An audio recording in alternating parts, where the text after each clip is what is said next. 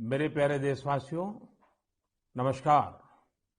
हम देख रहे हैं कि किस प्रकार से देश पूरी ताकत के साथ कोविड-19 के खिलाफ लड़ रहा है।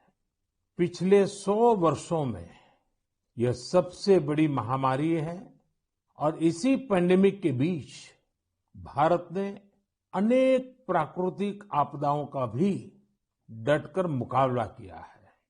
इस दौरान साइक्लोन अम्फान आया, साइक्लोन निसर्ग आया, अनेक राज्यों में बाढ़ आई, छोटे बड़े अनेक भूकंप आए, भूस्खलन हुए। अभी-अभी पिछले 10 दिनों में ही देश ने फिर 2 बड़े साइक्लोन्स का सामना किया। पश्चिमी तट पर साइक्लोन ताउते और पूर्वी कोस्ट पर साइक्लोन यास। इन दोनों चक्रवातों ने कई राज्यों को प्रभावित किया है। देश और देश की जनता इनसे पूरी ताकत से लड़ी और कम से कम जानहानि सुनिश्चित की। हम अब ये अनुभव करते हैं कि पहले के वर्षों की तुलना में ज्यादा से ज्यादा लोगों की जान बचा पा रहे हैं। विपदा के इस कठिन और असाधारण परिस्थिति में साइक्लोन से प्रभावित हुए सभी राज्यों के लोगों ने जिस प्रकार से साहस का परिचय दिया है, इस संकट की घड़ी में बड़े धैर्य के साथ, अनुशासन के साथ मुकाबला किया है, मैं आदरपूर्वक, हृदयपूर्वक सभी नागरिकों की सराहना करना चाहता हूं। जिन लोगों ने आगे बढ़कर राहत और बचाव के कार्य में हिस्सा लिया, ऐसे सभी लोगों की जितनी सराहना करें उतनी कम है। मैं उन सबको सैल्यूट करता हूं। केंद्र, राज्य सरकारें और स्थानीय प्रशासन सभी एक साथ मिलकर इस आपदा का सामना करने में जुटे हुए हैं। मैं उन सभी लोगों के प्रति अपनी संवेदना व्यक्त करता हूं जिन्होंने अपने करीबियों को खोया है। हम सभी इस मुश्किल घड़ी में उन लोगों के साथ मजबूती से खड़े हैं जिन्होंने इस आपदा का नुकसान झेला है। मेरे प्यारे देशवासियों, चुनौती कितनी ही बड़ी हो, भारत का विजय का संकल्प भी हमेशा उतना ही बड़ा रहा है। देश की सामूहिक शक्ति और हमारे सेवा भाव ने देश को हर तूफान से बाहर निकाला है।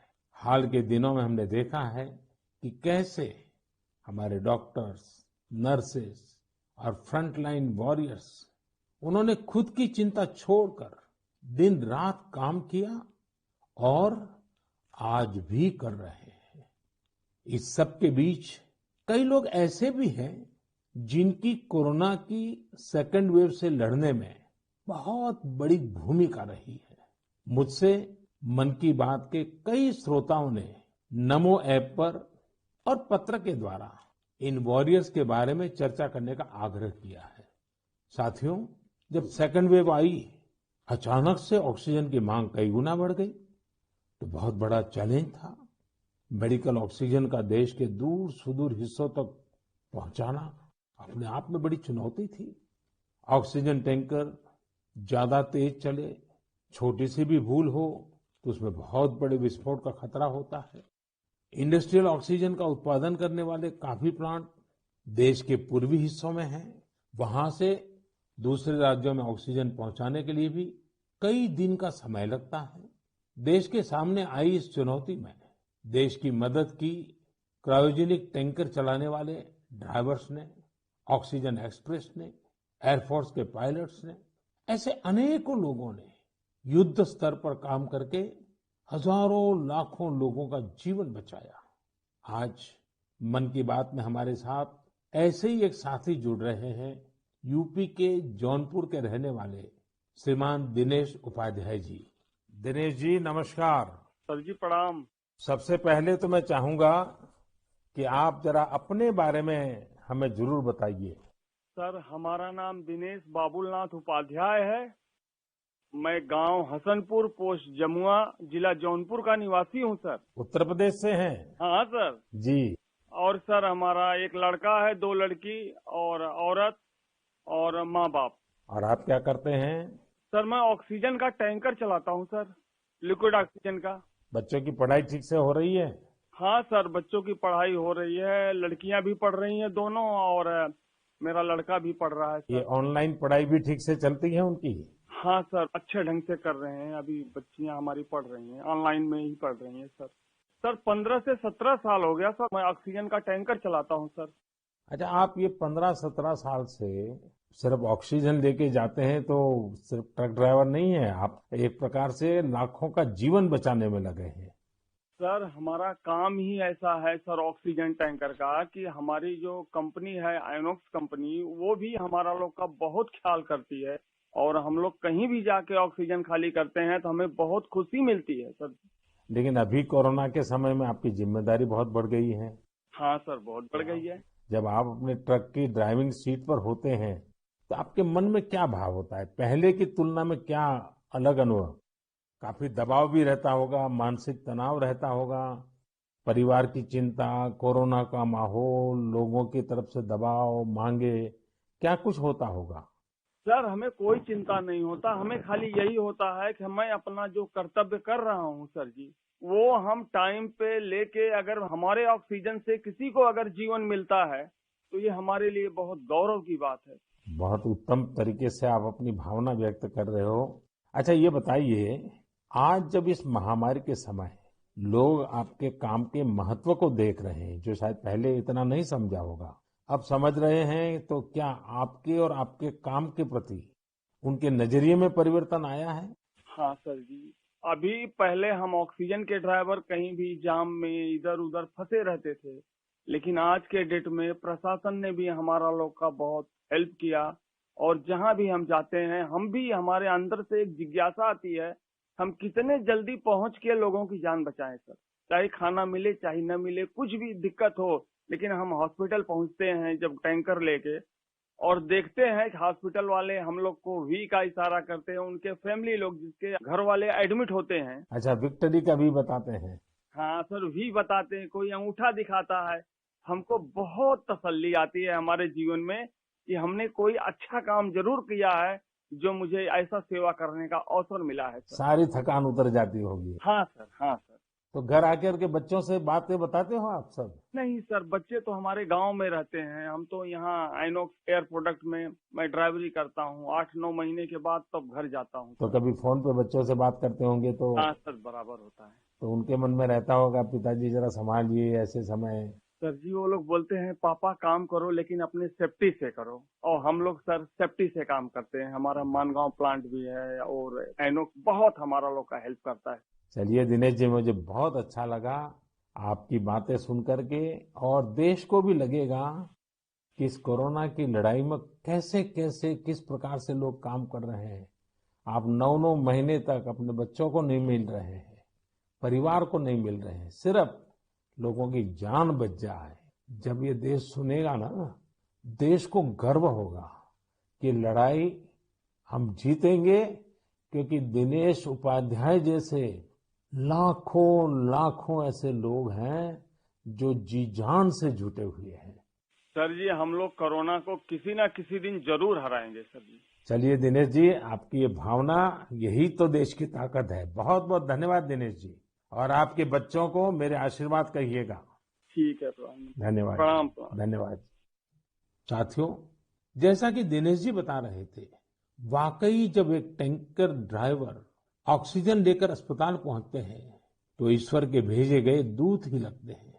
हम समझ सकते हैं कि ये काम कितनी जिम्मेदारी का होता है, और इसमें कितना मानसिक दबाव भी होता है। साथियों, चुनौती के इसी समय में ऑक्सीजन के ट्रांसपोर्टेशन को आसान करने के लिए भारतीय रेल भी आगे आई है। ऑक्सीजन एक्सप्रेस, ऑक्सीजन रेल ने सड़क पर चलने वाले ऑक्सीजन टैंकर से कहीं ज्यादा तेजी से, कहीं ज्यादा मात्रा में ऑक्सीजन देश के कोने कोने में पहुंचाई। माताओं बहनों को ये सुनकर गर्व होगा कि एक ऑक्सीजन एक्सप्रेस तो पूरी तरह महिलाएं ही चला रही है। देश की हर नारी को इस बात का गर्व होगा। इतना ही नहीं, हर हिंदुस्तानी को गर्व होगा। मैंने ऑक्सीजन एक्सप्रेस की एक लोको पायलट शिरीषा गजनी जी को मन की बात में आमंत्रित किया है। शिरीषा जी, नमस्ते। नमस्ते सर। कैसे है सर? मैं बहुत ठीक हूँ शिरिषा जी। मैंने सुना है कि आप तो रेलवे पायलट के रूप में काम कर रही है और मुझे बताया गया कि आपकी पूरी महिलाओं की टोली ये ऑक्सीजन एक्सप्रेस को चला रही है। शिरिषा जी, आप बहुत ही शानदार काम कर रही हैं। कोरोना काल में आपकी तरह अनेक महिलाओं ने आगे आकर कोरोना से लड़ने में देश को ताकत दी है। आप भी नारी शक्ति का एक बहुत बड़ा उदाहरण है। लेकिन देश जानना चाहेगा, मैं जानना चाहता हूँ कि आपको ये मोटिवेशन कहाँ से मिलता है? सर मुझको मोटिवेशन मेरा फादर मदर भी है सर। मेरा फादर गवर्नमेंट एम्प्लॉय है sir. Actually I am having two elder sisters. We are 3 members ladies only, but my father giving very encourage to work. My first sister doing government job in bank work, and I am settled in railway. My parents only encouraging me. अच्छा शिरिषा जी, आपने सामान्य दिनों में भी railway को अपनी सेवाएं दी है, ट्रेन को स्वाभाविक चला है। लेकिन जब ये एक तरफ ऑक्सीजन की इतनी मांग और जब आप ऑक्सीजन को लेके जा रही है तो थोड़ा जिम्मेदारी भरा काम होगा, थोड़ी और जिम्मेवारी होगी। सामान्य गुड्स को ले जाना अलग बात है, ऑक्सीजन तो बहुत ही डेलिकेट भी होती है चीजें। तो क्या अनुभव आता था? मैं हैप्पीली फील किया ये काम करने के लिए। ऑक्सीजन स्पेशल देने के टाइम में सभी देखिए सेफ्टी का wise, formation wise any leakage है। नेक्स्ट इंडियन रेलवे भी सपोर्टिव है सर। ये ऑक्सीजन चलाने के लिए मुझको ग्रीन पाथ दिया। ये गाड़ी चलाने के लिए 125 किलोमीटर 1.5 hour में रीच हो गया। इतना रेलवे भी रेस्पॉन्सिबिलिटी ले लिया, मैं भी रेस्पॉन्सिबिलिटी है सर। वाह! चलिए शिरसा जी, मैं आपको बहुत बधाई देता हूं और आपके पिताजी माताजी को विशेष रूप से प्रणाम करता हूं, जिन्होंने तीनों बेटियों को इतनी प्रेरणा दी और उनको इतना आगे बढ़ाया और इस प्रकार का हौसला दिया है। और मैं समझता हूं ऐसे माँ बाप को भी प्रणाम और आप सभी बहनों को भी प्रणाम, जिन्होंने इस प्रकार से देश की सेवा भी की और जज्बा भी दिखाया है। बहुत बहुत धन्यवाद शिरसा जी। धन्यवाद सर, थैंक यू सर। आपका ब्लेसिंग चाहिए सर मुझ बस पर। परमात्मा का आशीर्वाद आप पर बना रहे, आपके माता पिता का आशीर्वाद बना रहे। धन्यवाद जी। धन्यवाद सर। साथियों, हमने अभी शिरिषा जी की बात सुनी। उनके अनुभव प्रेरणा भी देते हैं, भावुक भी करते हैं। वास्तव में ये लड़ाई इतनी बड़ी है कि इसमें रेलवे की ही तरह हमारा देश जल, थल, नभ तीनों मार्गों से काम कर रहा है। एक और खाली टैंकर्स को एयरफोर्स के विमानों द्वारा ऑक्सीजन प्लांट तक पहुंचाने का काम हो रहा है। दूसरी ओर नए ऑक्सीजन प्लांट बनाने का काम भी पूरा किया जा रहा है। साथ ही विदेशों से ऑक्सीजन, ऑक्सीजन कॉन्सेंट्रेटर्स और क्रायोजेनिक टैंकर्स भी देश में लाए जा रहे हैं। इसलिए इसमें नेवी भी लगी, एयरफोर्स भी लगी, आर्मी भी लगी और डीआरडीओ जैसी हमारी संस्थाएं भी जुटी हैं। हमारे कितने ही वैज्ञानिक, इंडस्ट्री के एक्सपर्ट्स और टेक्नीशियन भी युद्ध स्तर पर काम कर रहे हैं। इन सब के काम को जानने की, समझने की जिज्ञासा सभी देशवासियों के मन में है। इसलिए हमारे साथ हमारी एयरफोर्स के ग्रुप कैप्टन पटनायक जी जुड़ रहे हैं। पटनायक जी, जय हिंद। सर जय हिंद। सर मैं ग्रुप कैप्टन ए.के. पटनायक हूँ, वायुसेना स्टेशन हिंडन से बात कर रहा हूँ। पटनायक जी, दुनिया भर में जाकर के टैंकर लाना, टैंकर यहाँ पहुंचाना, मैं जानना चाहूंगा कि एक फौजी के नाते एक अलग प्रकार का काम आपने किया है। मरने मारने के लिए दौड़ना होता है, आज आप जिंदगी बचाने के लिए दौड़ रहे हैं। कैसा अनुभव हो रहा है? सर इस संकट के समय में हमारे देशवासियों को मदद कर सकते हैं, ये हमारे लिए बहुत ही सौभाग्य का काम है सर। और ये जो भी हमें मिशन मिले हैं, हम बखूबी से उसको निभा रहे हैं। हमारी ट्रेनिंग और सपोर्ट सर्विसेज जो हैं हमारी पूरी मदद कर रहे हैं। और सबसे बड़ी चीज है सर, इसमें जो हमें जॉब सेटिस्फैक्शन मिल रही है वो बहुत ही हाई लेवल पे है और इसी की वजह से हम कंटिन्यूअस ऑपरेशंस कर पा रहे हैं। कैप्टन, आप इन दिनों जो जो प्रयास किए हैं और वो भी कम से कम समय में सब कुछ करना पड़ा है, उसमें अभी इन दिनों क्या रहा आपका? सर पिछले 1 महीने से हम कंटिन्यूअसली ऑक्सीजन टैंकर्स और liquid oxygen containers domestic destination और इंटरनेशनल डेस्टिनेशन दोनों से उठा रहे हैं सर। करीब 1600 सॉर्टी से ज्यादा एयरफोर्स कर चुकी है और 3000 से ज्यादा घंटे हम उड़ चुके हैं। करीब 160 इंटरनेशनल मिशन कर चुके हैं, जिस वजह से हम हर जगह से ऑक्सीजन टैंकर्स जो पहले अगर डोमेस्टिक में 2 से 3 दिन लगते थे, हम उसको 2 से 3 घंटे में एक जगह से दूसरी जगह पहुंचा सकते हैं सर। और इंटरनेशनल मिशंस में भी within 24 hour continuous round the clock operations करके पूरी एयरफोर्स इसमें लगी हुई है कि जितनी जल्दी हो सके हम जितने ज्यादा टैंकर ला सकें और देश की मदद कर सके सर। कैप्टन, आपको इंटरनेशनल में अभी कहाँ कहाँ दौड़ भागना पड़ा? सर शॉर्ट नोटिस पे हमें सिंगापुर, दुबई, बेल्जियम, जर्मनी और यूके, ये सब जगह पे different fleets of the Indian air force sir, IL-76, C-17 और बाकी सारे विमान गए थे, C-130, जो बहुत ही शॉर्ट नोटिस पे ये मिशन प्लान करके हमारी ट्रेनिंग और जोश की वजह से हम टाइमली इन मिशन को कंप्लीट कर पाए सर। देखिए, इस बार देश गर्व अनुभव करता है कि जल हो, थल हो, नभ हो, हमारे सारे जवान इस कोरोना के खिलाफ लड़ाई में लगे हैं। और कैप्टन, आपने भी बहुत बड़ी जिम्मेवारी निभाई है, तो मैं आपको भी बहुत बधाई देता हूँ।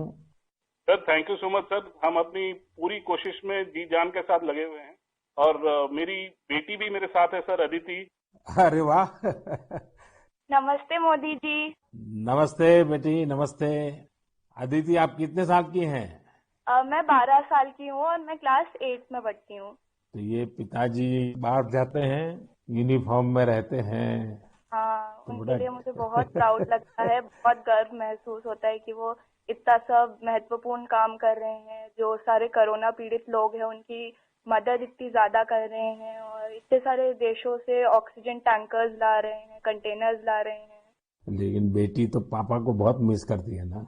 हाँ, मैं बहुत मिस करती हूँ उन्हें। वो आजकल ज्यादा घर पे रह भी नहीं पा रहे हैं क्योंकि इतने सारे इंटरनेशनल फ्लाइट्स में जा रहे हैं और कंटेनर्स और टैंकर्स उनके प्रोडक्शन प्लांट्स तक पहुंचा रहे हैं ताकि जो कोरोना पीड़ित लोग हैं उनको टाइमली ऑक्सीजन मिल सके और उनकी जान बच सके। तो बेटा, ये जो ऑक्सीजन के कारण लोगों की जान बचाने वाला काम तो अब घर घर में लोगों को पता चला है।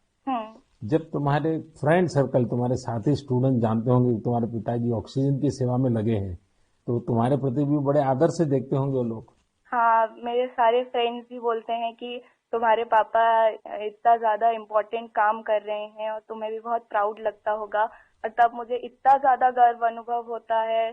और मेरी जो सारी फैमिली है, मेरे नाना नानी, दादी, सब लोग भी मेरे पापा के लिए बहुत प्राउड है। मेरी मम्मी, और वो लोग भी डॉक्टर्स हैं, वो लोग भी दिन रात काम कर रहे हैं। और सारी आर्म फोर्सेस, मेरे पापा के सारे स्क्वाड्रन के अंकल्स और सारी जो फोर्सेस हैं, सब लोग, सारी सेना बहुत काम कर रही है।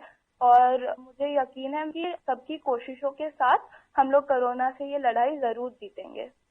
हमारे यहाँ कहते हैं कि बेटी जब बोलती है ना, तो उसके शब्दों में सरस्वती विराजमान होती है। और जब अदिति बोल रही है कि हम जरूर जीतेंगे, तो एक प्रकार से ये ईश्वर की वाणी बन जाती है। अच्छा अदिति, अभी तो ऑनलाइन पढ़ती होगी? हाँ, अभी तो हमारे सारे ऑनलाइन क्लासेस चल रहे हैं और अभी हम लोग घर पे भी सारे फुल प्रिकॉशंस ले रहे हैं। और कहीं अगर बाहर जाना है तो फिर डबल मास्क पहन के और सब कुछ सारे प्रिकॉशंस और पर्सनल हाइजीन मेंटेन कर रहे हैं, सब चीजों का ध्यान रख रहे हैं। अच्छा बेटा, तुम्हारी क्या हॉबीज है, क्या पसंद है? मेरी हॉबीज हैं कि मैं स्विमिंग और बास्केटबॉल करती हूँ, पर अभी तो वो थोड़ा बंद हो गया है। और इस लॉकडाउन और कोरोना वायरस के दौरान मैंने बेकिंग और कुकिंग का बहुत ज्यादा मुझे शौक है। और मैं अभी सारे बेकिंग और कुकिंग करके, जब पापा इतना सारा काम करके आते हैं तो मैं उनके लिए कुकीज और केक बनाती हूँ। वाह वाह वाह! चलिए बेटा, बहुत दिनों के बाद तुम्हें पापा के साथ समय बिताने का मौका मिला है, बहुत अच्छा लगा। और कैप्टन, आपको भी मैं बहुत बधाई देता हूँ। लेकिन जब मैं कैप्टन को बधाई देता हूँ, मतलब सिर्फ आपको ही नहीं, सारे हमारे फोर्सेस, जल, थल, नभ, जिस प्रकार से जुटे हुए हैं, मैं सबको सैल्यूट करता हूँ। धन्यवाद भैया। Thank you sir. साथियों, वाकई हमारे इन जवानों ने, इन वॉरियर्स ने जो काम किया है, इसके लिए देश इन्हें सैल्यूट करता है। इसी तरह लाखों लोग दिन रात जुटे हुए हैं। जो काम वो कर रहे हैं वो उनके रूटीन काम का हिस्सा नहीं है। इस तरह की आपदा तो दुनिया पर 100 साल बाद आई है, एक शताब्दी के बाद इतना बड़ा संकट। इसलिए इस तरह के काम का किसी के पास कोई भी अनुभव नहीं था। इसके पीछे देश सेवा का जज्बा है और एक संकल्प शक्ति है। इसी से देश ने वो काम किया है जो पहले कभी नहीं हुआ। आप अंदाजा लगा सकते हैं, सामान्य दिनों में हमारे यहाँ एक दिन में 900 metric tonne liquid medical oxygen का प्रोडक्शन होता था। अब ये 10 गुना से भी ज्यादा बढ़कर करीब करीब 9,500 मीट्रिक टन प्रतिदिन उत्पादन हो रहा है। इस ऑक्सीजन को हमारे वॉरियर्स देश के दूर सुदूर कोने तक पहुंचा रहे हैं। मेरे प्यारे देशवासियों, ऑक्सीजन पहुंचाने के लिए देश में इतने प्रयास हुए, इतने लोग जुटे। एक नागरिक के तौर पर ये सारे कार्य प्रेरणा देते हैं। एक टीम बनकर हर किसी ने अपना कर्तव्य निभाया है। मुझे बेंगलुरु से उर्मिला जी ने कहा है कि उनके पति लैब टेक्नीशियन है और ये भी बताया है कि कैसे इतनी चुनौतियों के बीच वो लगातार टेस्टिंग का काम करते रहे हैं। साथियों, कोरोना की शुरुआत में देश में केवल एक ही टेस्टिंग लैब थी, लेकिन आज 2,500 से ज्यादा लैब्स काम कर रही हैं। शुरू में कुछ 100 टेस्ट एक दिन में हो पाते थे, अब 20 लाख से ज्यादा टेस्ट एक दिन में होने लगे हैं। अब तक देश में 33 करोड़ से ज्यादा सैंपल की जांच की जा चुकी है। ये इतना बड़ा काम इन साथियों की वजह से ही संभव हो रहा है। कितने ही फ्रंटलाइन वर्कर्स सैंपल कलेक्शन के काम में लगे हुए हैं। संक्रमित मरीजों के बीच जाना, उनका सैंपल लेना, ये कितनी सेवा का काम है। अपने बचाव के लिए इन साथियों को इतनी गर्मी में भी लगातार पीपीई किट पहन के ही रहना पड़ता है। इसके बाद ये सैंपल लैब में पहुंचता है। इसलिए जब मैं आप सबके सुझाव और सवाल पढ़ रहा था तो मैंने तय किया कि हमारे इन साथियों की भी चर्चा जरूर होनी चाहिए। इनके अनुभवों से हमें भी बहुत कुछ जानने को मिलेगा। तो आइए दिल्ली में एक लैब टेक्नीशियन के तौर पर काम करने वाले हमारे साथी प्रकाश कांडपाल जी से बात करते हैं। प्रकाश जी नमस्कार। नमस्कार आदरणीय प्रधानमंत्री जी। प्रकाश जी, सबसे पहले तो आप मन की बात के हमारे सभी श्रोताओं को अपने बारे में बताइए। आप कितने समय से ये काम कर रहे हैं और कोरोना के समय आपका क्या अनुभव रहा है? क्योंकि देश के लोगों को इस प्रकार से न टीवी पर दिखते हैं, न अखबार में दिखते हैं, फिर भी एक ऋषि की तरह लैब में रह करके काम कर रहे हैं। तो मैं चाहूंगा कि आप जब बताएंगे तो देशवासियों को भी जानकारी मिलेगी कि देश में काम कैसे हो रहा है। सर, मैं दिल्ली सरकार के स्वास्थ्य संस्थान institute of liver and biliary sciences नाम के हॉस्पिटल में पिछले 10 वर्षों से लैब टेक्नीशियन के रूप में कार्यरत हूँ। मेरा स्वास्थ्य क्षेत्र का अनुभव 22 वर्षों का है। आईएलबीएस से पहले भी मैं दिल्ली के Apollo hospital, Rajiv Gandhi cancer hospital, rotary blood bank जैसे प्रतिष्ठित संस्थान में काम कर चुका हूँ। सर, यद्यपि सभी जगह मैंने रक्त कोष विभाग में अपनी सेवाएं दी, परंतु पिछले वर्ष 1 अप्रैल 2020 से मैं आईएलबीएस के वायरोलॉजी डिपार्टमेंट के अधीनस्थ कोविड टेस्टिंग लैब में कार्य कर रहा हूँ। निस्संदेह कोविड महामारी में स्वास्थ्य एवं स्वास्थ्य से संबंधित सभी साधन संसाधनों पर अत्यधिक दबाव पड़ा, पर मैं इस संघर्ष के दौर को निजी तौर पर इसमें ऐसा अवसर मानता हूँ जब राष्ट्र, मानवता, समाज हमसे अधिक उत्तरदायित्व, सहयोग, हमसे अधिक सामर्थ्य और हमसे अधिक क्षमता के प्रदर्शन की अपेक्षा करता है और आशा करता है। और सर, जब हम राष्ट्र के, मानवता के, समाज की अपेक्षा के और आशा के अनुरूप अपने स्तर पर, जो कि एक बूंद के बराबर है, हम उस पर काम करते हैं, खरा उतरते हैं, तो एक गौरव की अनुभूति होती है। कभी जब हमारे घर वाले भी आशंकित होते हैं या थोड़ा उन्हें भय लगता है, तो ऐसे अवसर पे उनको स्मरण कराता हूँ कि हमारे देश के जवान, जो कि सदैव ही परिवार से दूर सीमाओं पर विषम और असामान्य परिस्थितियों में देश की रक्षा कर रहे हैं, उनकी तुलना में तो हमारा जोखिम जो है कम है, बहुत कम है।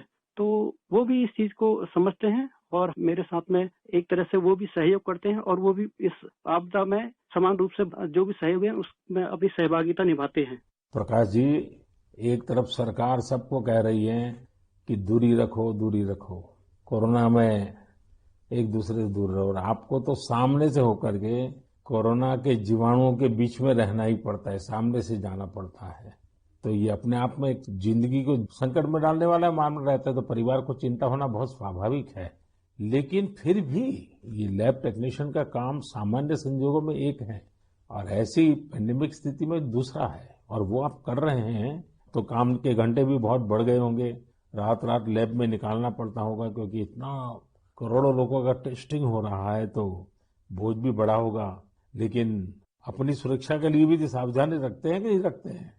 बिल्कुल रखते हैं सर। हमारे आईएलबीएस की जो लैब है वो WHO से मान्यता प्राप्त है, तो जो सारे प्रोटोकॉल हैं वो इंटरनेशनल स्टैंडर्ड के हैं।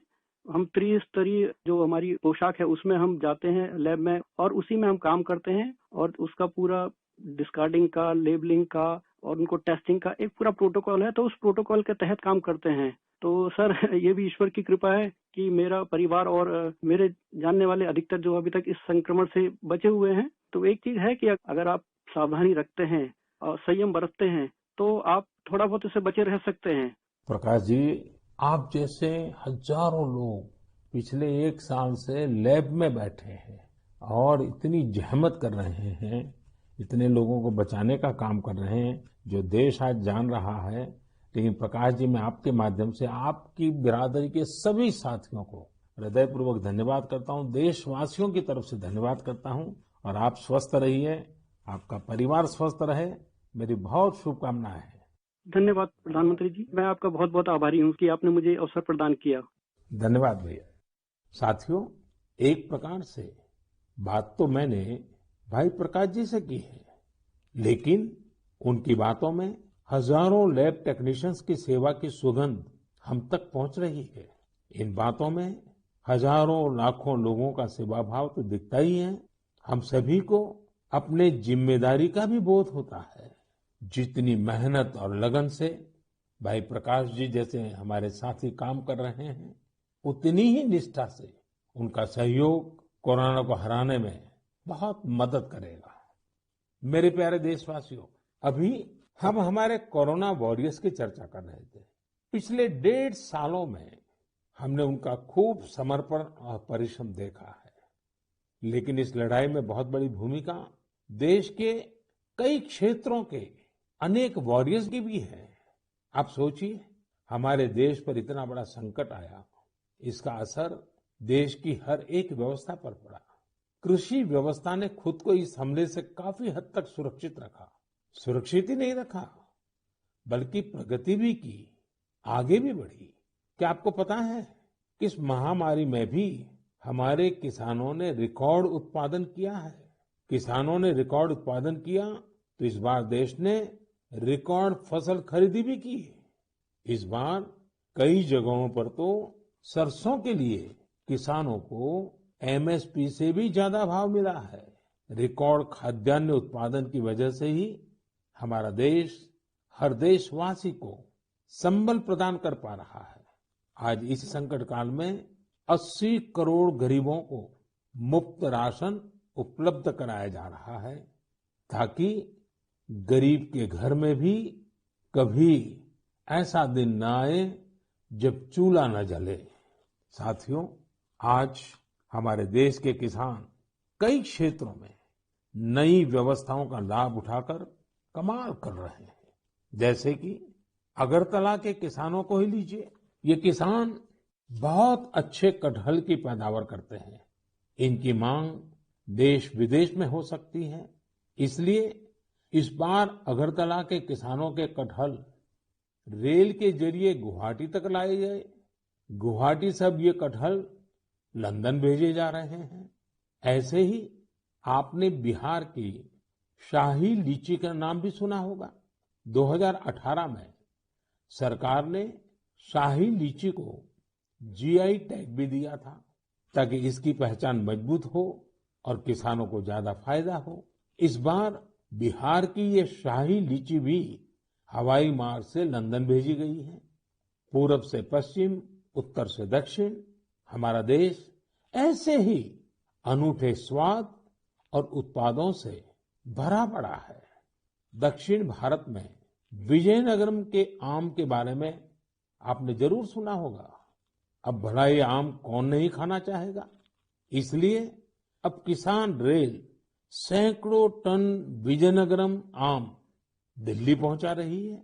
दिल्ली और उत्तर भारत के लोगों को विजयनगरम आम खाने को मिलेगा और विजयनगरम के किसानों को अच्छी कमाई होगी। किसान रेल अब तक करीब करीब 2 लाख टन उपज का परिवहन कर चुकी है। अब किसान बहुत कम कीमत पर फल, सब्जियां, अनाज देश के दूसरे सुदूर हिस्सों में भेज पा रहा है।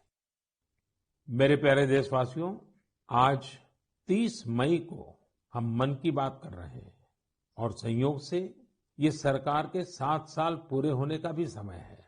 इन वर्षों में देश सबका साथ, सबका विकास, सबका विश्वास के मंत्र पर चला है। देश की सेवा में हर क्षण समर्पित भाव से हम सभी ने काम किया है। मुझे कई साथियों ने पत्र भेजे हैं और कहा है कि मन की बात में 7 साल की हमारी आपकी इस साझी यात्रा पर भी चर्चा करूं। साथियों, इन 7 वर्षों में जो कुछ भी उपलब्धि रही है वो देश की रही है, देशवासियों की रही है। कितने ही राष्ट्रीय गौरव के क्षण हमने इन वर्षों में साथ मिलकर अनुभव किए हैं। जब हम ये देखते हैं कि अब भारत दूसरे देशों की सोच और उनके दबाव में नहीं, अपने संकल्प से चलता है, तो हम सबको गर्व होता है। जब हम देखते हैं कि अब भारत अपने खिलाफ साजिश करने वालों को मुंहतोड़ जवाब देता है, तो हमारा आत्मविश्वास और बढ़ता है। जब भारत राष्ट्रीय सुरक्षा के मुद्दों पर समझौता नहीं करता, जब हमारी सेनाओं की ताकत बढ़ती है, तो हमें लगता है कि हाँ, हम सही रास्ते पर हैं। साथियों, मुझे कितने ही देशवासियों के संदेश, उनके पत्र देश के कोने कोने से मिलते हैं। कितने ही लोग देश को धन्यवाद देते हैं कि 70 साल बाद उनके गांव में पहली बार बिजली पहुंची है। उनके बेटे बेटियां उजाले में, पंखे में बैठ करके पढ़ रहे हैं। कितने ही लोग कहते हैं कि हमारा भी गांव अब पक्की सड़क से शहर से जुड़ गया है।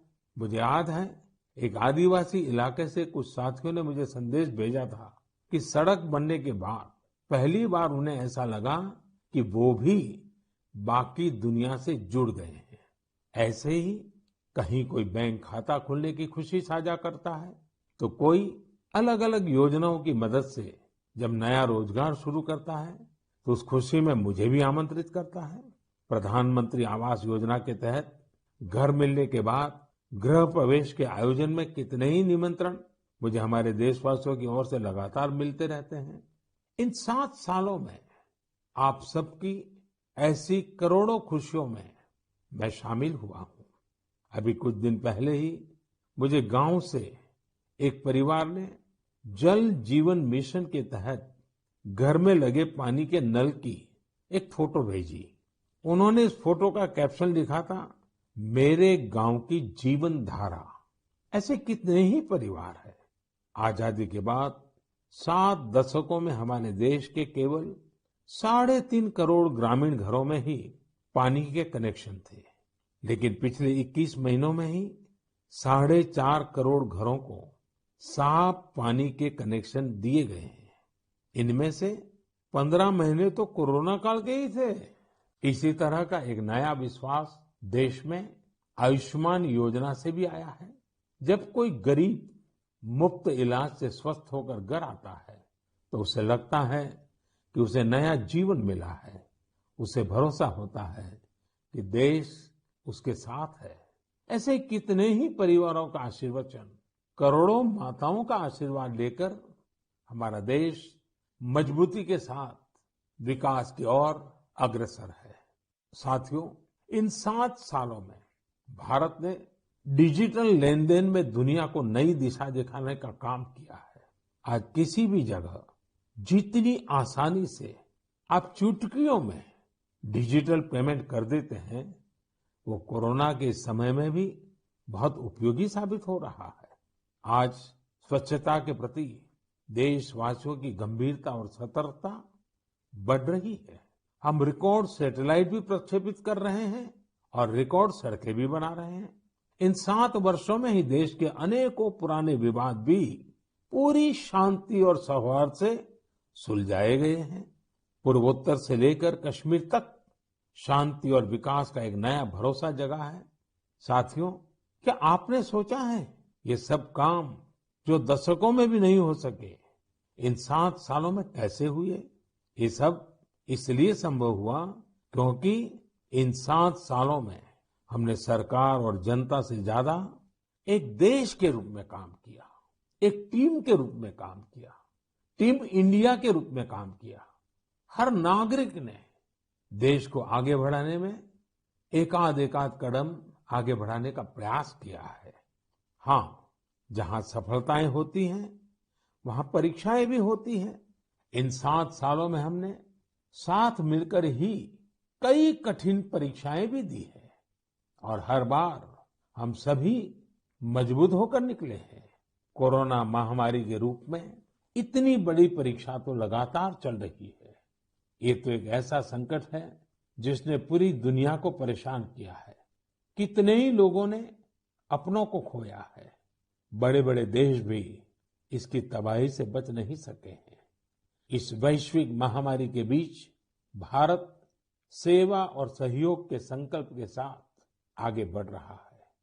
हमने पहली वेव में भी पूरे हौसले के साथ लड़ाई लड़ी थी। इस बार भी वायरस के खिलाफ चल रही लड़ाई में भारत विजयी होगा। 2 गज की दूरी, मास्क से जुड़े नियम हो या फिर वैक्सीन, हमें ढिलाई नहीं करनी है। यही हमारी जीत का रास्ता है। अगली बार जब हम मन की बात में मिलेंगे तो देशवासियों के कई और प्रेरणादायक उदाहरणों पर बात करेंगे और नए विषयों पर चर्चा करेंगे। आप अपने सुझाव मुझे ऐसे ही भेजते रहिए। आप सभी स्वस्थ रहिए, देश को इसी तरह आगे बढ़ाते रहिए। बहुत बहुत धन्यवाद।